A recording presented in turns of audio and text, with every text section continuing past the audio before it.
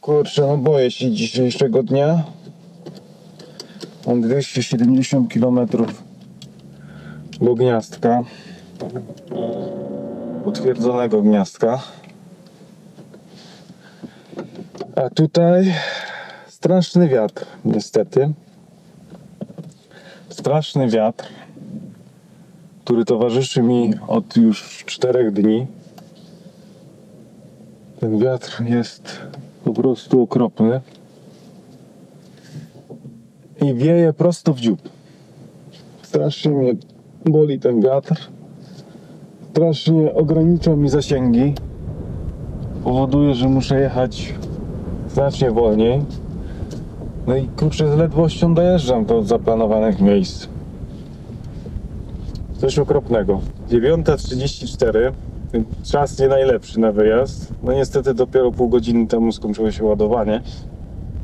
Więc no co zrobić?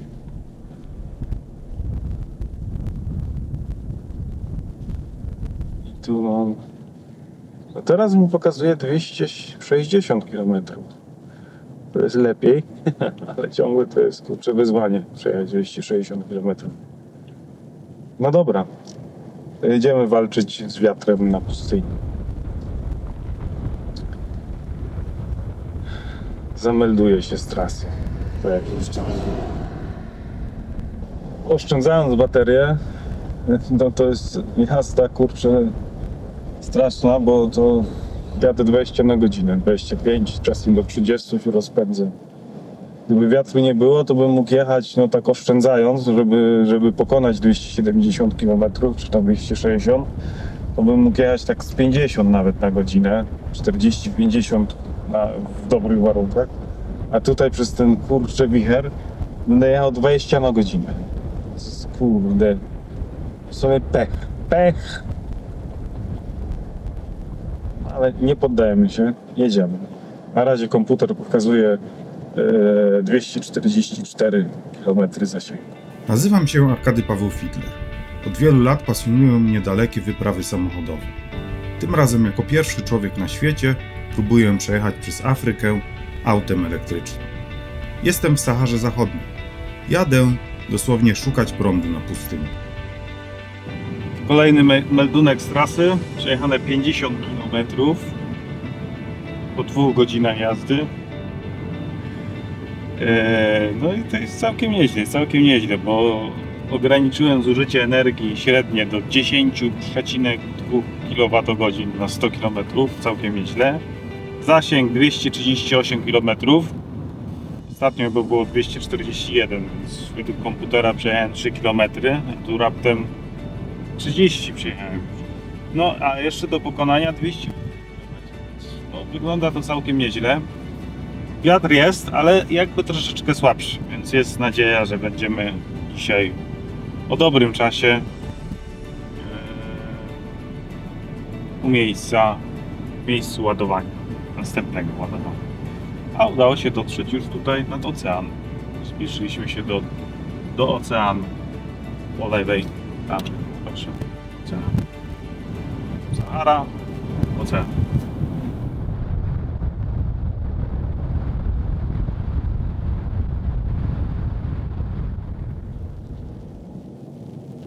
...100 km ponad pokonane. Niestety dramat. O, wiatr się wzmógł. Zasięg spadł. Życie spadło. Wzrosło. Do tego jeszcze pojawiły się takie długie, delikatne podjazdy, później taki szybki zjazd i znowu długi, kilometrowy, może kilkukilometrowy podjazd. Są zużycie straszne. No i przejechane ponad 100 km trochę, do celu 160. Komputer pokazuje 156 km.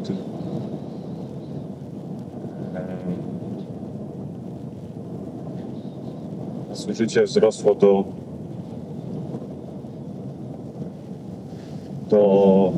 10,6 kWh.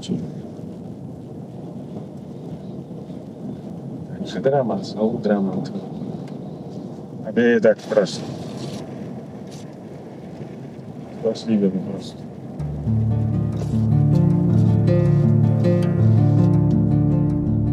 Plan na przejazd przez Saharę Zachodnią mam prosty. Jeżeli sytuacja będzie tego wymagała, zatrzymam się na każdej stacji benzynowej po drodze, na krótsze podładowanie baterii. Stacji po drodze do Dakli i dalej do lepszego źródła prądu znalazłem na mapie 7.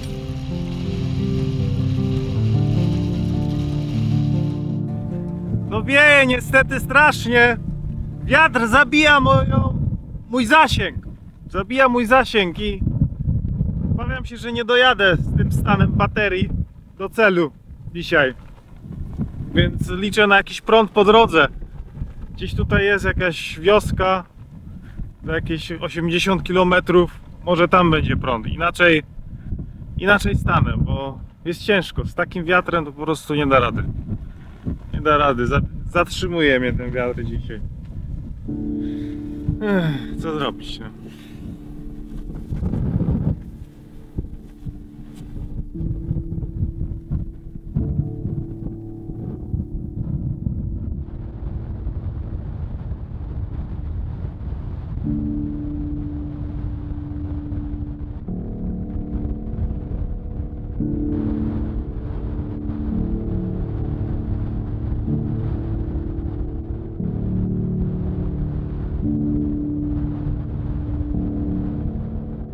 Teraz, proszę Państwa, to miejsce, ta historyczna chwila, którą tu zamierzam uwiecznić taką piękną nalepką.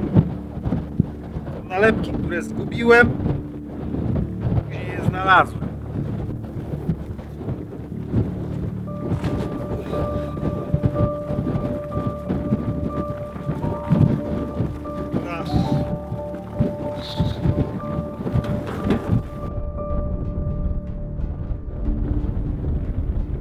Okej, no to właśnie przekroczyliśmy zwrotnik Raka. Pięknie.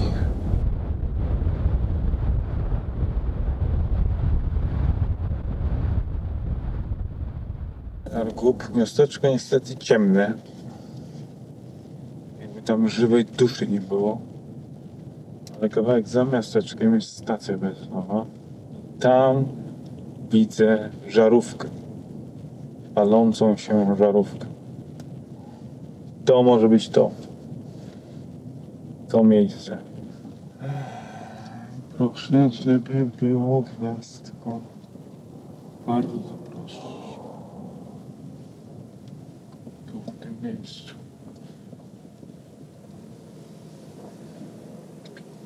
Prąd jest. Generator chodzi.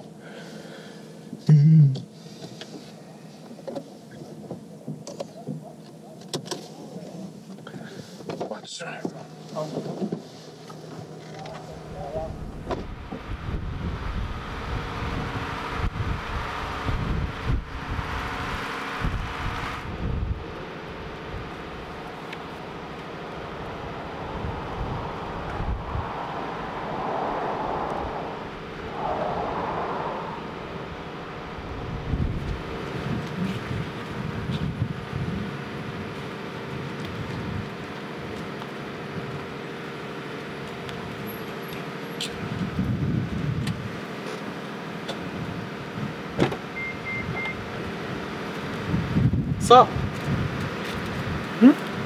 No? My town. My village. Ostrzykowo. City. City.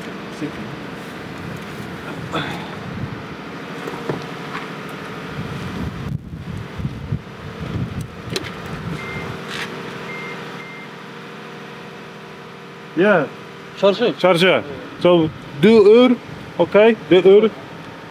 Like two. Wait. Yeah. Okay. Yeah. Back 50 kilometers, yeah. 50. I mean, range 26. Not enough to duck. So two ur, okay range. What? What's the no.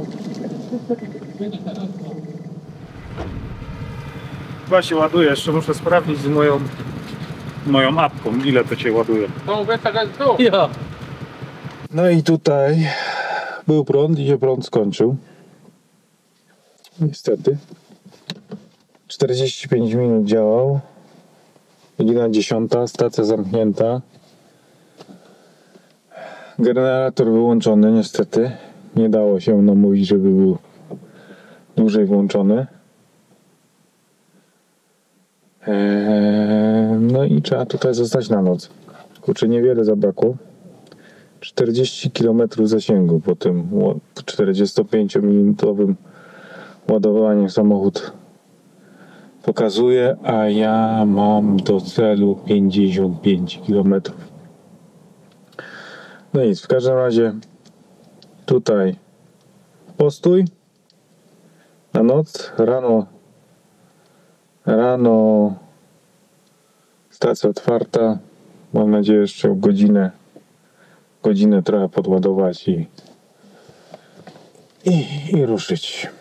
Jeden dzień dłużej zajmie mi dotarcie do Dakhli, czy tam pod Dakle, bo to był mój cel dzisiejszy. A dzisiaj było kulanie na tej pustyni, na tej Saharze.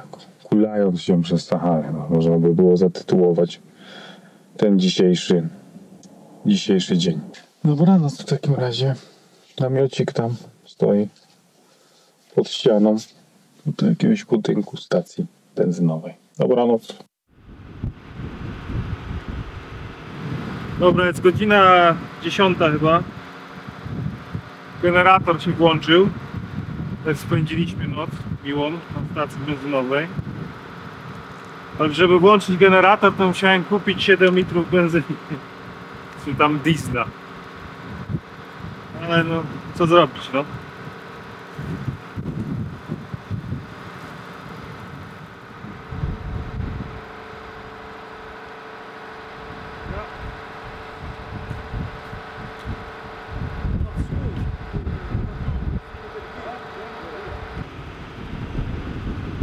Jest 11:10. Ładuje się, niby godzinę ma się ładować. Trochę postaram się tu przedłużyć z 15 minut.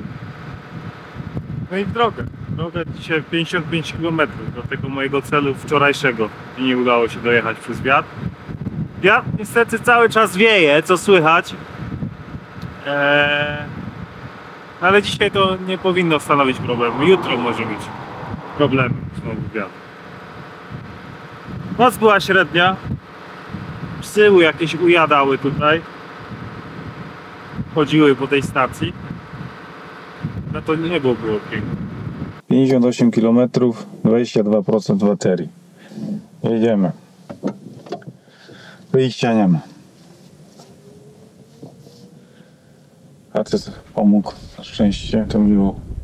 Nie musiał włączać tego agregatu stacji benzynowej. Teraz kurde 55 km wielkiego oszczędzania energii. Tak trzeba jechać, żeby dojechać. No.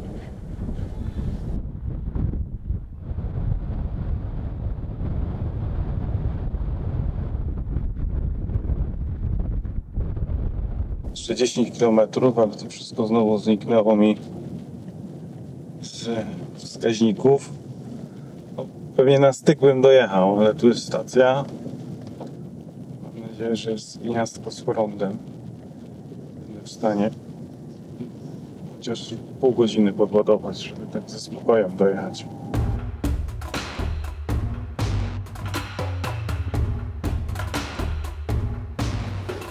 Mam 6% baterii.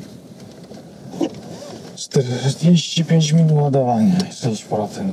Słaby jakiś prąd. Co zrobić?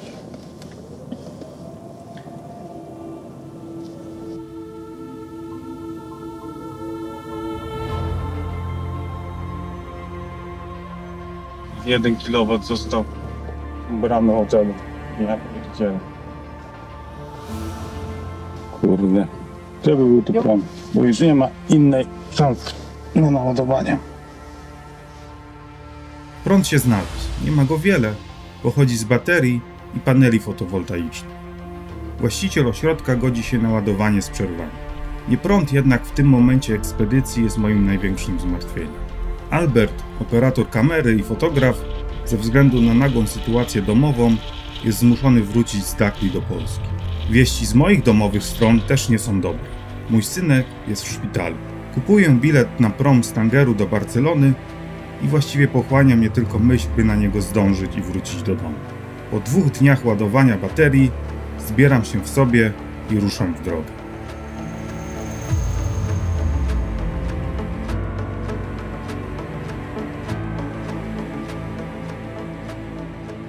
Większego miasta mam 318 km. Niestety przy wietrze, który tu ciągle wieje, najgorsze to to, że wieje prosto w dziób. Już by mógł wiać, nie wiem, od tyłu albo chociaż z boku. Niestety tak nie jest. Przy tym wietrze nie jestem w stanie wbić lifowych rekordów zasięgu,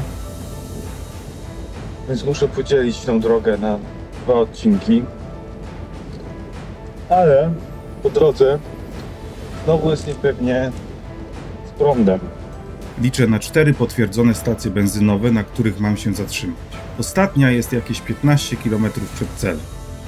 30 km przed celem znajduje się port, również z prawdopodobną stacją benzynową i kilkoma gniazdkami elektrycznymi. Do portu na pewno dojadę.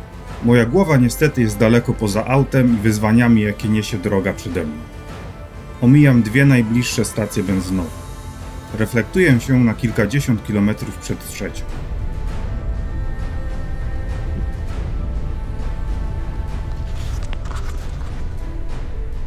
Przejechałem 100 km.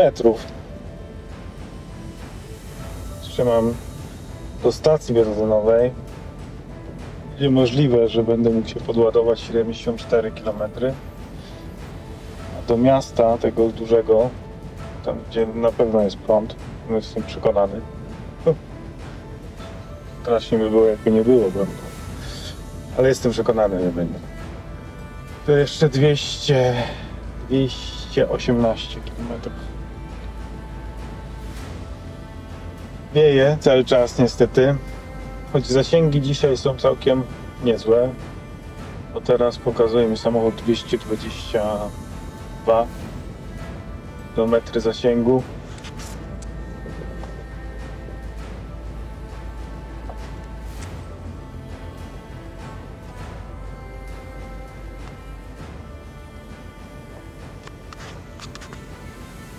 Zużycie jest całkiem niezłe, no ale jadę 15-20 na godzinę.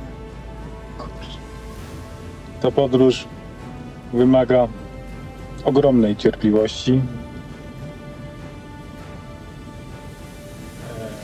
i czasem już nie mogę, po prostu już nie mogę. Chętniej wdusiłbym ten pedał gazu i poszedł, ile fabryka dała. No ale wtedy bym stanął pośrodku Sahary. A ja muszę jechać tak, żeby dojechać. Takie oto jest motto tej podróży. Jechać, żeby dojechać.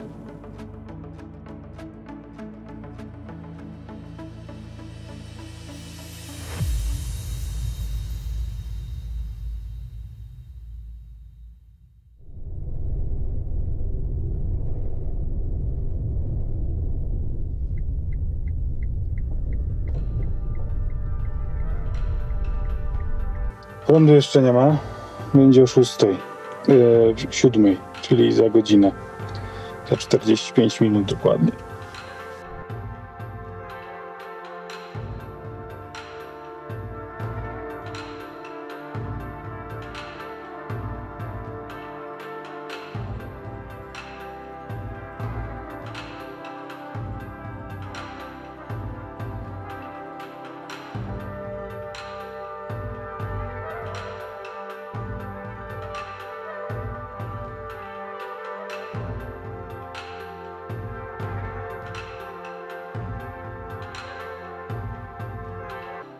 1500 km mi zostało do Tangeru. Prom mam 21 maja. Dzisiaj jest 16. Czy 5 dni na przejechanie. No może być trudno, napięty termin. Ale będziemy próbować. Właściwie teraz dla mnie już właściwie tylko i wyłącznie liczy się prom. Nie jest łatwo, bo samochód się ładował przez 20 godzin i się nie naładował do końca, bo jest 99% baterii. Ale no, więcej już nie mam czasu czekać, bo to jeszcze godzina, to pewnie by zeszła. Więc jadę. Dzisiaj 197 km do pokonania. Wszystko mamy, wszystko gotowe. Możemy zaczynać, możemy jechać.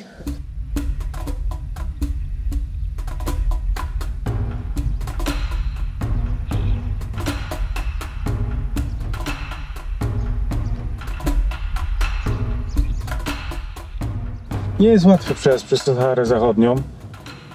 Te odległości mnie męczą. Prąd bardzo kiepski, tak gniazda, że długo samochód się ładuje, więc trudno jest to zgrać wszystko. Te przebiegi długie, ładowanie później, które długo trwa. No, tutaj już jest łatwiej, ale wcześniej, kurczę, naprawdę te przebiegi były długie. No i nie było gdzie ładować samochód. Docieram do właściwego Maroka. Niestety, podczas kolejnego ładowania w hotelu Paris-Dakar, ktoś w nocy kilkukrotnie odłącza mi wtyczkę, przez co auto mam naładowane tylko w 90%.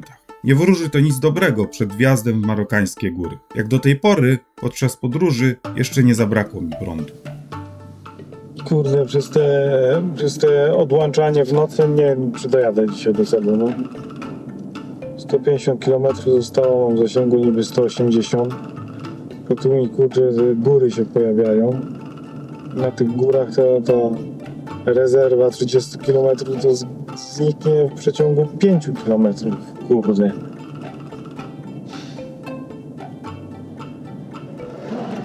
Wszystko zabrakło przez, kurde, te cholerne ładowanie w nocy, no. Że jeden taki poślizgi jest na dupa. To muszę dojechać do tego Tangeru na ten prom. Przede mną taka góra, kurna, że ja pierdzielę. Kurde, ale góra, no. No naprawdę wpierdzić.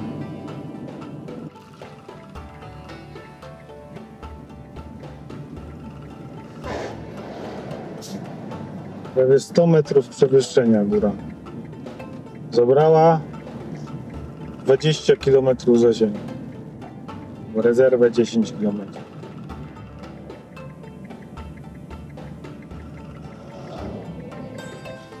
Jeszcze mam 106 km. Kulam się powoli. Zresztą jak przez całą Saharę się kulałem. Po prostu się cały czas kulam. Jeszcze mam 44% baterii. 127 km zasięgu. I kolejna gigantyczna góra przede mną, no. Jeszcze większa niż ta poprzednia. Jak się to skończy, no.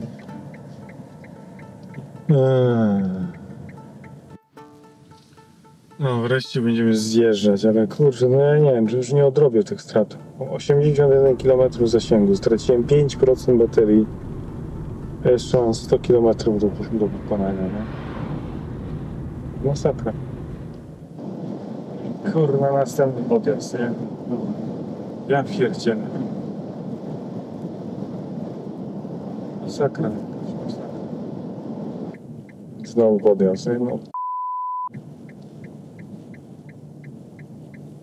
Odjadę dzisiaj, odjadę, autentycznie odjadę. Tak jak nie holowałem, to dzisiaj będę holował. Na tej górze stracę całą nadzieję chyba. Właśnie zaczynam wspinaczkę.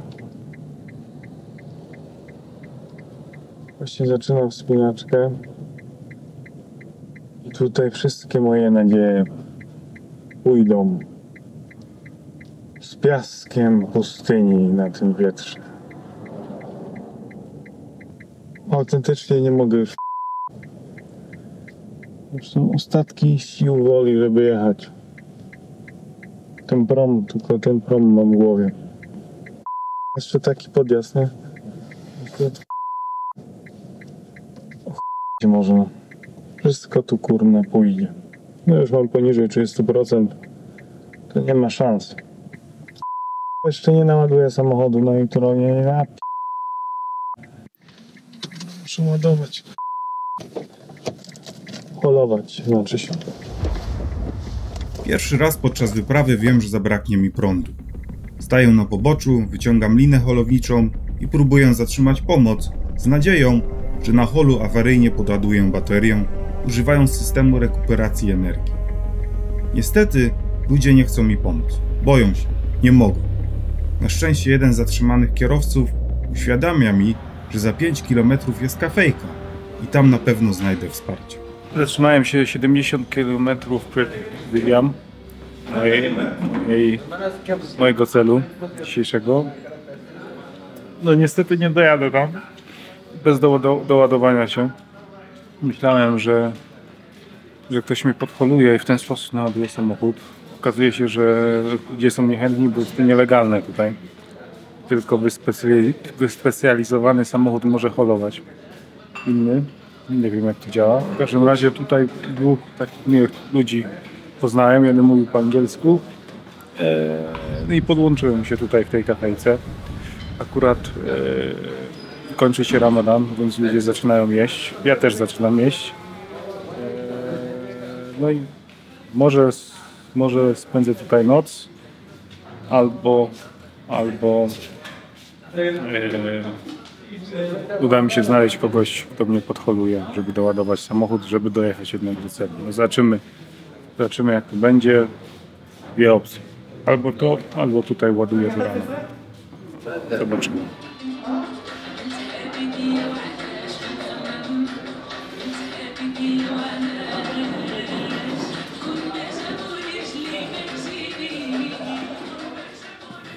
Wyruszyłem z mojego nocnego miejsca ładowania przy kafejce, bo kafejkę zamykano, no i to jest Ramadan, więc teraz wszyscy już idą spać i po prostu nie mógłbym później odłączyć wtyczki. Jest 5 godzina, no i jadę do Guliam, do tej mojej miejscowości, gdzie miałem dojechać wczoraj.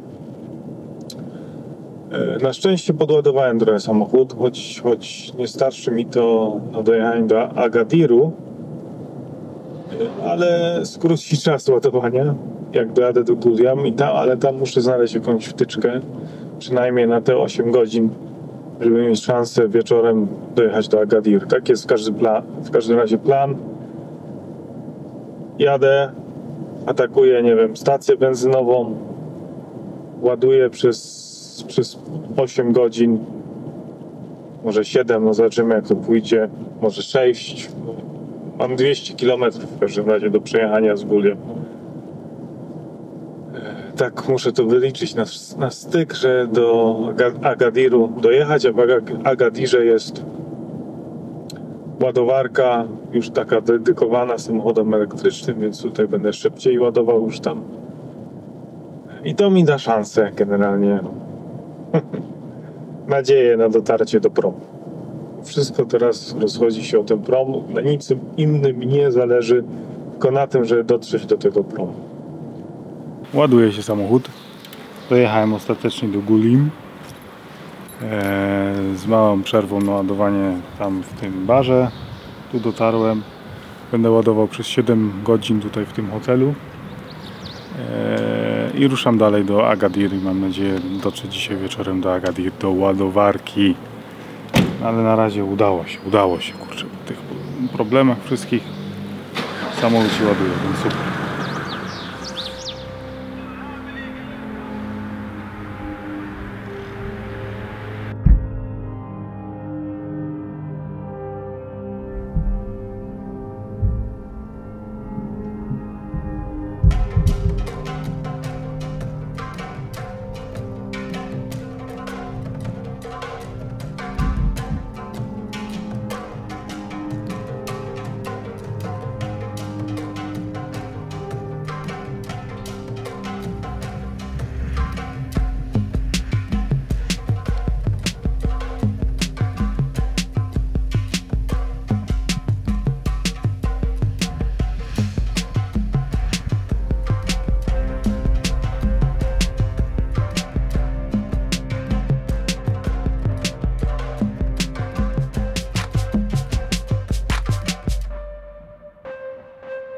To wczoraj się tutaj podłączyłem, o 3:00 w nocy dojechałem. Kurczę, ale cieszę się niesamowicie, że tutaj dotarłem do Agadiru, bo to kurczę nie mogłem tu naprawdę dojechać. Jestem naładowany i jadę do Marrakeszu. Następny przystanek na mojej drodze to Marrakesz i mam zamiar tam dojechać dzisiaj wieczorem, nie tak późno jak wczoraj.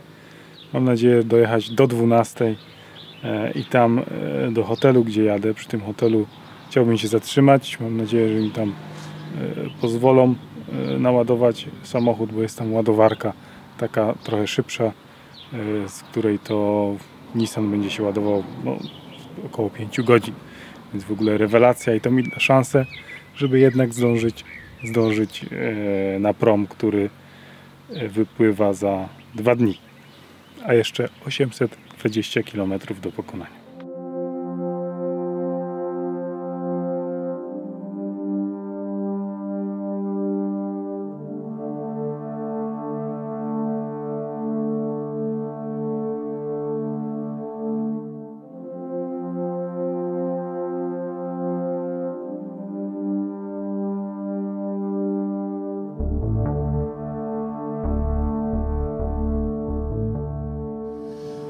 Do 25 km na godzinę po autostradzie jeszcze nie jechałem w swoim życiu. Tu w Maroko mam okazję spróbować. Nie ma problemu, bo tu jest pod górę podjazd, także wszystkie ciężarówki też jadą taką prędkością, więc tutaj zmieszałem się z tłumem. Generalnie.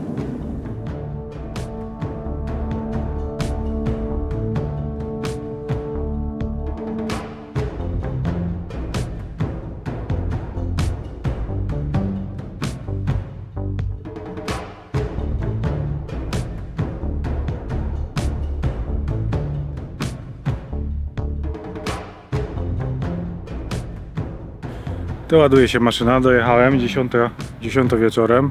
Pierwsza ładowarka po drodze podczas tej podróży. Pierwsza dedykowana ładowarka samochodom elektrycznym. Jak to miło się do czegoś takiego podłączyć. Ładowanie będzie trwało 5,5 godziny. O kurde, to jest po prostu prędkość światła w porównaniu do tego, co doświadczałem już na tym na tym kontynencie. No i świetnie, w takim razie jutro rano wyjeżdżam i mam faktycznie szansę pokonać te 550 km jednego dnia, żeby dotrzeć w okolice portu. Cieszę się niesamowicie.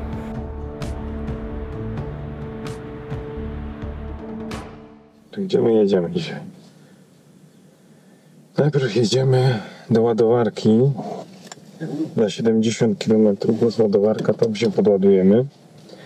Później doruszamy do następnej, później do następnej. Mam nadzieję, że to wszystko zagra i że wszystko będzie działać. Jak nie będzie działać, to będzie dupa. 588 km, kurczę, no. To będzie dzisiaj wyzwanie. Plan mam znowu prosty. Po drodze 3 ładowania z prawdziwych ładowarek, ostatnie najważniejsze z szybkiej ładowarki DC.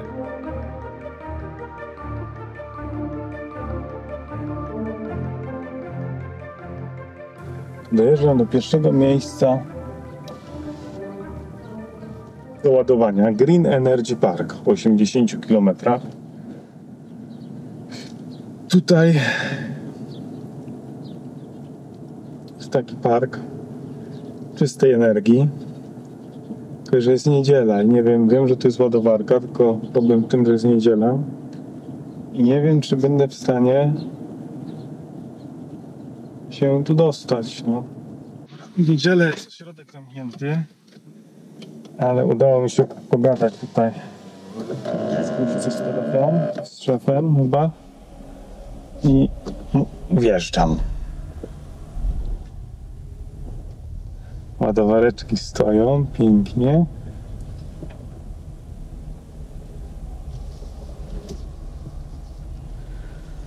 Renault Zoe stoi.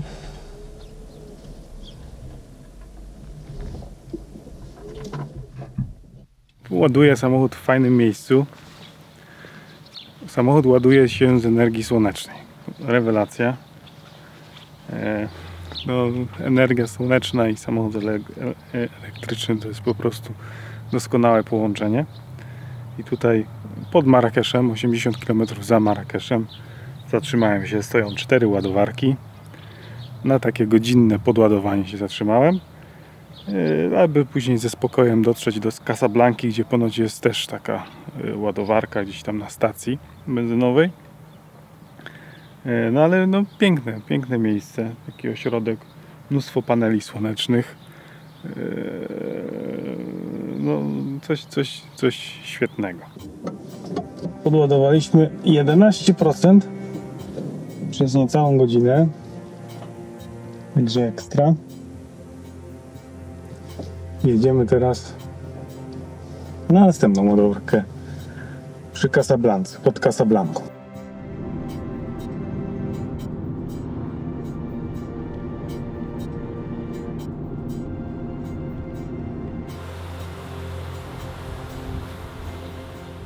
Następny stop zaliczony. Wszystko jak na razie idzie do dobrej myśli. Następne zatrzymanie, najważniejsze na trasie. Ładowarka szybka DC. 3 km do szybkiej ładowarki. Już dzisiaj 400 km za mną. Rekord. A jeszcze mam dobre 190.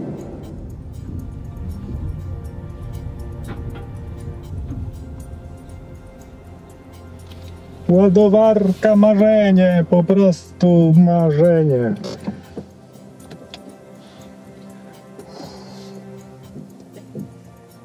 Czy ona działa? Ja pierdzielę.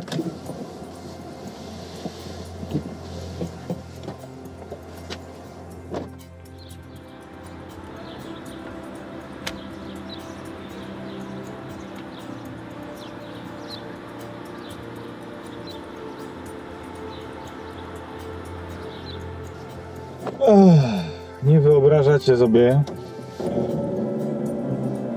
jak to miło jest naładować samochód w 45 minut. 45 minut i jedziemy dalej. No, wspaniałe po prostu.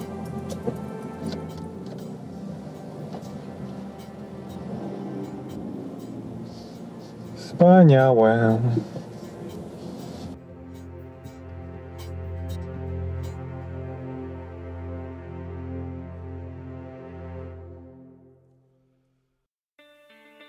W nocy na 35 km przed portem, wyczerpany, docieram do zaplanowanego hotelu.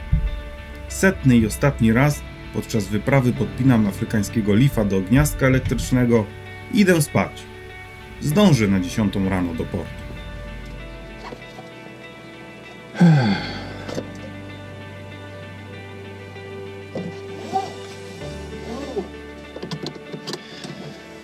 Moi drodzy, 30, może 35 km zostało do końca Afryki. A wczoraj przejechałem jednego dnia 617. Absolutny afrykański rekord. Jak co dzień? W drogę. W drogę. Znajdę okulary. Jedziemy do portu. Zakończyć tą podróż. Jedziemy zakończyć tą podróż.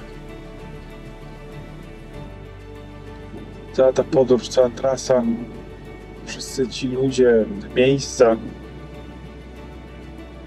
w których dotarłem, w których był ten samochód, drogi, którymi przejechał, to jakieś kurcze zlewają mi się w jedną całość, w jedną papkę.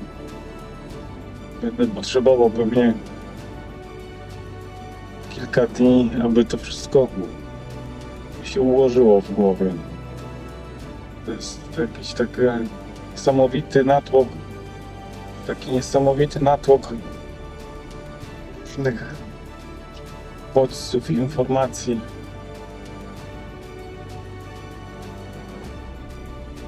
Była to podróż intensywna. Długo się jechało, długo. Naprawdę długo. To taka podróż była, wymagała ogromnej cierpliwości,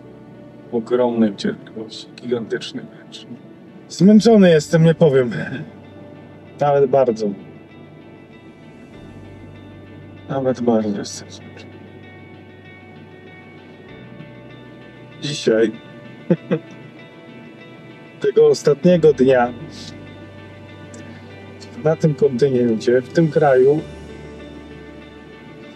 gdzie walczyłem z tym piekielnym wiatrem, który sprawił, że podróż przez Maroko i Saharę Zachodnią była męcząca. Była wręcz katorżnią. Dzisiaj wiatru nie ma, ani grama. W ogóle nic. Do ostatniego dnia. Uciekł kompletnie. Tam się kończy Afryka, moi drodzy. Tam. Nie wiem, to się jakoś tak wszystko szybko dzieje, że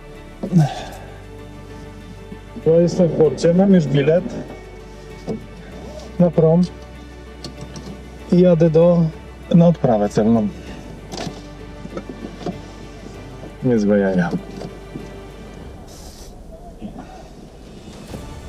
Tak jakoś nie afrykańsko wszystko szybko się dzieje ostatnio.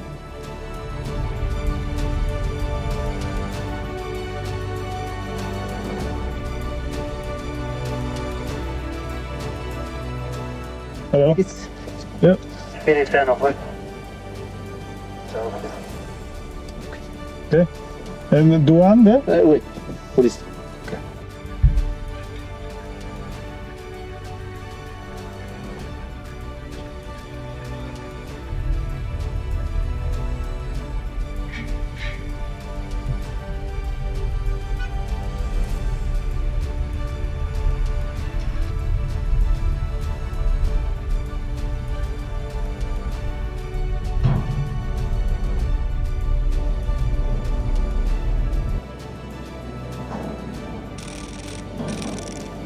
To jesteśmy na promie, ale ja